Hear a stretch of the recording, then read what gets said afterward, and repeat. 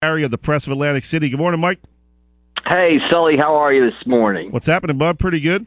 Not much. Just, kind of waiting for the spring season to get off what seems to always be its usual slow start because of weather concerns. And, you can kind of set your clock by it every year, and you can see it happening again this weekend, basically. We were just talking to Billy Kern, and Mainland Baseball took a trip out to Arizona. The guys got to meet Mike Trout. They were starstruck, kind of like if you were able to meet Oreo Speedwagon back in your day. Yeah, hardly, But I saw several pictures of them on the Mainland Baseball Twitter account. I think they got to tour Chase Field out there. They got out to the weather, and it's really great that Mike took the time to sort of meet with some players back from the Cape Atlantic League.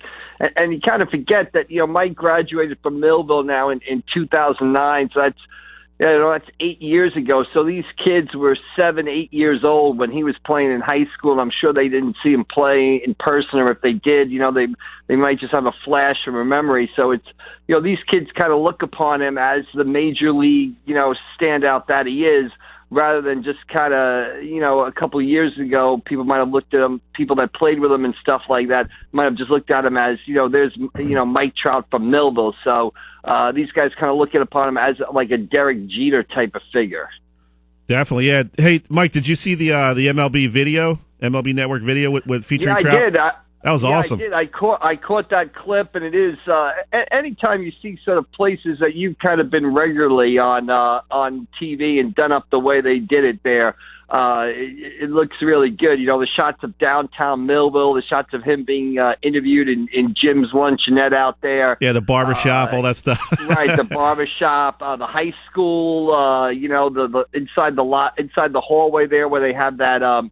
You walk past that. I walked past that glass case where they have kind of Trout memorabilia and magazine covers and stuff 100 times. But when you see it on a clip for a documentary or something, it takes on a whole different look. So I guess that's on next.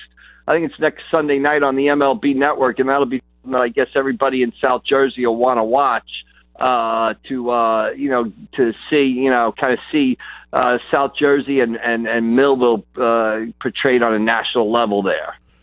Mike, how cool is it to see these kids have sort of a local hero? I mean, that really doesn't happen. Sometimes it doesn't even happen in your, most of your baseball lifetime as a player. When I was in high school, there wasn't really, I guess Al Leiter was kind of the main guy from the area, from South Jersey. Right. But nobody really on Trout's level. Yeah, well, I mean, who is on Trout's level? I mean, he's the best player on the planet right now. He's a two-time AL MVP. The list of guys that have won 2 Most Valuable Player awards is short. The list of guys who have won 3 is even shorter. And he's only 25, 26 years old.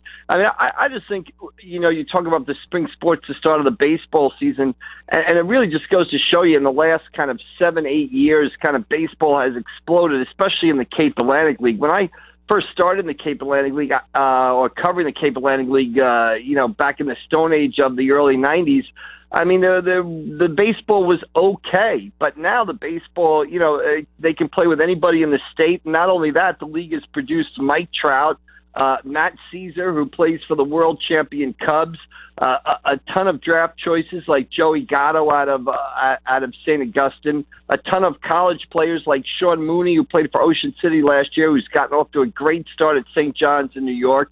And you're just looking for more of that sort of excitement this year. I mean, the baseball season, these baseball teams have really come a long way in the 2 decades that I've been covering the Cape baseball.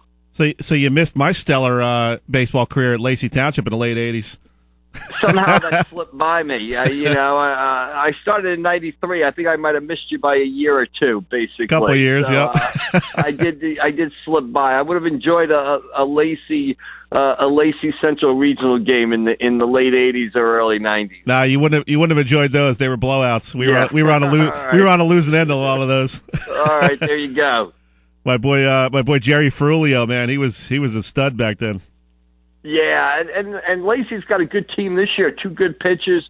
They're back in B South, and I think they're one of the favorites in B South this year. So you might want to travel up the Parkway and take in your alma mater and see them play this year. They got a nice new field that's a couple years old. The old varsity field's kind of just sitting there like a ghost, like a dying ember. Yeah, maybe they'll memories for you when you drive by it and see them play and stuff like that. Shoot, when I was in high school, we didn't even have a dugout. It was just a bench behind the fence. You walked uphill to the games both ways. Yeah, I guess. Well, there was no fence, just benches. It was pretty rudimentary. Yeah, and that's a sign. What Lacey's done with their program is kind of how high school baseball has kind of taken off, basically, in the couple of years. A lot of teams have, refurbished their fields, refurbished their facilities, and you kind of see that in baseball all over. Why I think baseball in New Jersey has improved. You see a lot of indoor facilities, kids hitting year-round, or now taking infield year-round on indoor facilities. Makes a big difference for teams and kids when you can get out there and kind of keep your skills sharp in a year-round basis. And a lot of these former local stars kind of staying in the area and coaching kids up. Got guys like Jason Law and Mike Adams has a new sort of pitching school going on in I think EHT or Pleasantville. Yeah, and I believe you just had one on. You just mentioned Billy Kern, a mainland kid who had a great career, went on to play, I believe, at LaSalle, and then came back to mainland, now coaches the mainland baseball team. That's a perfect example there of a guy who, had some success in the Cape Atlantic League, went off to college, and then came back and has really built a fine program there at Mainland Regional. Oh, Mike, if you get a chance, check out Holy Spirit this year, too. They've done a lot of work on that field, redid the entire infield, looks awesome. Yeah, and I think, you talk about Holy Spirit, it's unfortunate Billy Crowell goes down, has Tommy John surgery in October, so they'll be without him. But they've got a lot of guys back from that team 2 years ago that won the state non-public B title. A lot of them were sophomores then. They're seniors now. This is kind of their last go-round, their last chance to make a statement, recapture some of the success they had 2 years ago. So I think Holy Spirit, playing in that Cape Atlantic League United division this year, is definitely one of the teams to watch. Talking with Mike McGarry of the Press of Atlantic City. Mike, a lot of interesting storylines this year. You have Millville really coming on. They had a great season last year. The Prep as well, defending sectional champions.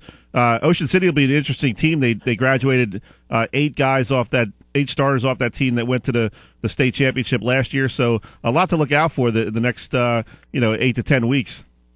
Yeah, you mentioned Millville. I mean, we had a story. It's still online at pressofac.com. It's in the paper last Sunday with our baseball preview on Buddy Kennedy, who is the grandson of Don Money, who was an ex-major league player. And Buddy has had the opportunity. We talked about Mike Trout earlier to sort of work out with Mike Trout during the off season. So, and Buddy is a guy, third baseman, outfielder, committed to North Carolina, but obviously has attracted the attention of some pro scouts. I'll give you another team to try to look out for this year. I think Egg Harbor Township, 15-11 last season. They really closed the season strong. We're playing well at the end of the year, bring a lot of guys back, like Nick Milhan. Drew Hickman's a good pitcher. Yeah, Jordan Sweeney. Yep. Yeah, as a freshman, hit .453, 3 home runs last year, be a sophomore this year. So I think Egg Harbor Township is a team to watch as the baseball season begins this spring. Anybody else really jump out at you as a team we can keep our eye on? Maybe not the usual suspects. Yeah, I mean, I think it's kind of hard when you mention not the usual suspects. I'll give you another team, maybe for a little bit up the Parkway. I think Pinelands Regional might be an interesting team this year. They were very young this year, last year, and they really got a really good shortstop kid as a freshman. Joey Van Treska played as a freshman last year at shortstop. Now he's going to be a sophomore. I think he's a player to watch. They had a good pitcher last year, Noah Dean, as a freshman. I remember him. I think he pitched against Jason in one of those big games with, hundreds of scouts there and fans there. Jason Groom, of course, from Barney, it was drafted by the Boston Red Sox with the 12th pick of the draft, and Noah more than held his own. I think Barney won the game 2-1. So I think Pineland's a regional, a little bit off the beaten path there with Ventresca and Noah Dean is an interesting team to keep an eye on this season. I'll tell you what, Mike, man, some of these Cape Atlantic League teams, they're going to have a tough time making that Diamond Classic. I mean, there's some great teams out by the Cherry Hill area. You're talking about Gloucester Catholic, Eastern, Cherokee, Washington Township, Eustis. I mean, there's Williamstown. There's some loaded teams over that way. Yeah, it's going to be interesting. The Diamond Classic thing is going to be interesting to sort of as it unfolds this season. Of course, the Cape has realigned into 3 divisions this year for baseball. But for Diamond Classic purposes, they will be kept to only 2 divisions. I think the top 3 teams in the National Division, which off the top of my head I'm going to say are Mainland, Ocean City, and Absegami. When I say top 3 teams, I mean the top 3 teams as you put them in enrollment, biggest to smallest, will be grouped with the teams from the American. The rest will go with the National. Oh, okay. The Cape will get those 2 bids, but it'll be interesting to see how it unfolds because that one half of the division, you'll have St. Augustine, Millville, Egg Harbor Township, Vineland, Mainland, Ocean City, all fighting for 1 automatic bid. Wow. And on the other side, you'll have, Holy Spirit, St. Joe, Buna Regional, kind of fighting for the other as the favorites to fight for the other bid. So I think it's really going to, you hit it on the head, the competition for that Diamond Classic, and that cutoff comes up quick, May 6th. Just 5 weeks from now. That's one thing about the spring season. It goes quick. The weather's bad. There's a ton of postponements and reschedules, Yep. and it kind of runs through at breakneck speed. So, I think the competition for that Diamond Classic this year will be tough to get those automatic bids. Good stuff, as always, Mike. We appreciate you taking a few minutes, and we'll see you out there soon. All right, I'll be out there. Thanks for a few, Sully. All right, you got it, man. Have a good weekend. See you later. That's Mike McGarry, press of Atlantic City. Always enjoy his take on South Jersey high school sports.